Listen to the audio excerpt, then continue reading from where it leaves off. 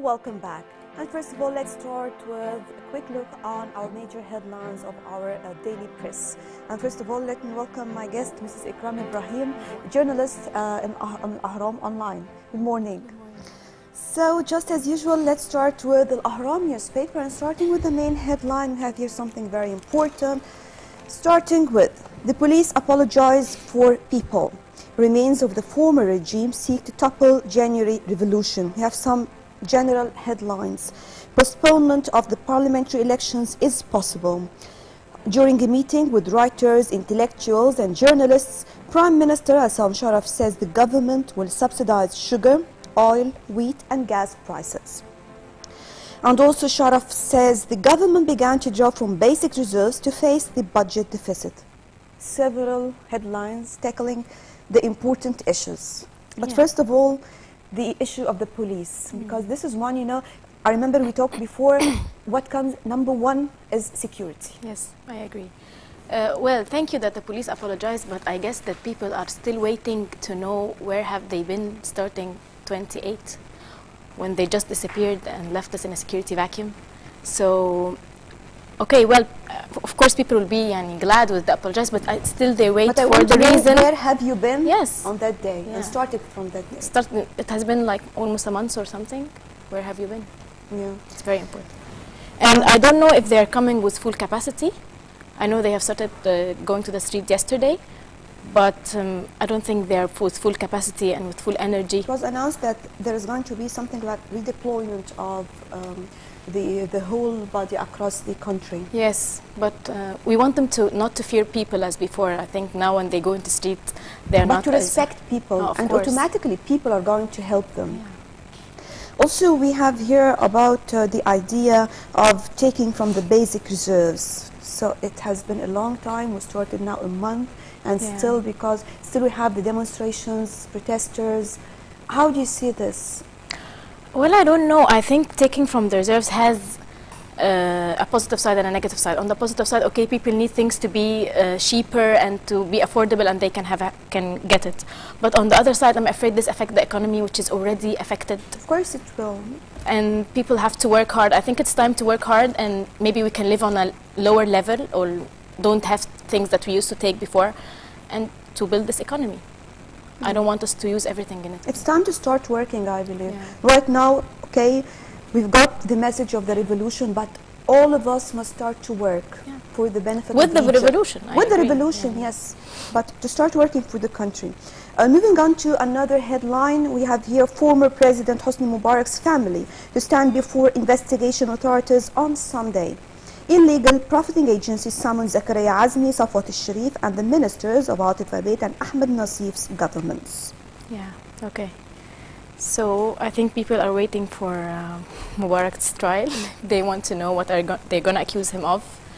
And there are many questions still unanswered related to Al-Adli and whether they have shooted people with his agreement or he didn't know something like that. Whether it was his own position or yes. So I think this is a very important question. Also because people in the street are like divided. Some say Mubarak didn't know anything about what was happening in Egypt through corruption and everything, and he is an old man, he didn't know, and he just trusted the people around him. And the others say no, this is his plan and he knows everything and he's the president and he's very intelligent. What do you think? And me personally, no, I think he knows. I think that shooting was his orders, and I think he knows everything. But anyway, 30 years. We'll see. 30 years.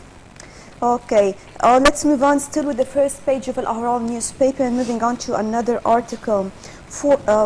Here we have the armed forces releases Tariq and Aboud al-Zumar in a list which includes 60 political prisoners in military cases. The newly appointed cabinet met with the Supreme Council of the Armed Forces to propose a law criminalizing incitement to hatred, which could lead to the death penalty. Yeah, I guess this is very important because this is the only thing that will make thugs go away and just disappear from the street. People are waiting for the army to take this decision for the whole month, because the thugs are becoming much more violent every day, as you see what happened in Tahrir 2 days ago, what happened in Hayy Zabalin, what happened. And they have different targets. You don't know what do they want. They just want people to be afraid, terrified. Terrorizing them. Yes, chaos. They want people to say, oh, we need the old regime. You think such decision will stop them. Yeah, it will help control them in at decreasing least. them, yes, in controlling them. Or will let them be scared. When you see your mate thug hanged in the street, I think you will be afraid. Yeah. It won't be like before. To continue with the first page of Al-Ahram newspaper, Dr. Mohamed ElBaradei concentrates on fitting his presidential electoral program with the Mansoura as his first stop. Egyptian famous scientist Dr. Mohamed Ghanim says we wait ElBaradei's national project for Egypt's presidency. Well, I guess Baradei is a very important candidate. He's very popular, especially among the intellectuals. You have seen his interview 2 days ago. He was talking very professionally. He has started this revolution. This is my opinion. He started it 1 year ago when he made the knocking door 1 million change signs. So I guess he's a very important candidate, and many intellectuals are waiting for him. And with awareness, the whole street will understand who is ElBaradei and they will support him. And the awareness now, people are waiting for his program, just Yes. as he said. And this is something very important. Yes. Now I know why am I going to choose that person and what do I want from him. For the first time. For the first time ever.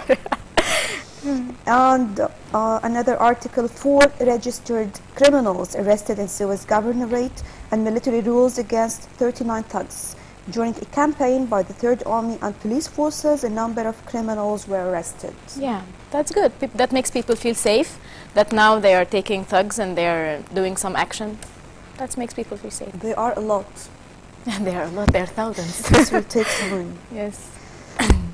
Moving on to another article. The funeral of 7 Copts was held in Manshiet Nasser neighborhood. Samain al-Kharaz church pastor Boutros Roujdi said 8 people killed during sectarian violence in Al-Muqattam, including 1 Muslim who was protecting the Copts. The Ministry of Health had announced earlier that 13 people were killed in these clashes, which occurred on Tuesday. Yeah, this is really sad.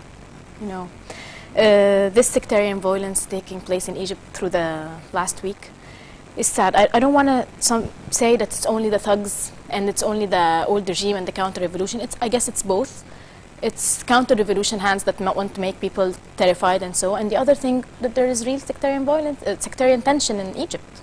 We have to believe this. This was happening during Mubarak's era and after his era. So we have some problem related to our culture and education we have to work on, I guess.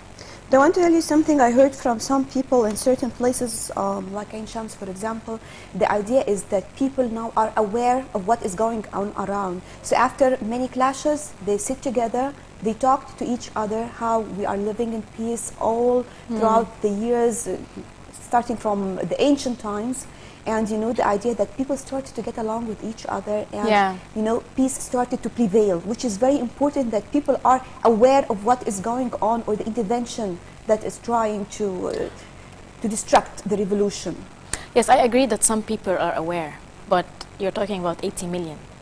No, I'm talking about the sectarian. The sectarian, yes, but which is very important. But the sectarian is, I think it's among the 80 million for somehow 70 million and 10 million which are Copts and Muslims. So I think it's not on all levels. And what happened in the Soul village in Atfih, this thing, people there reported that they did that with the Copts because they do black magic in the church.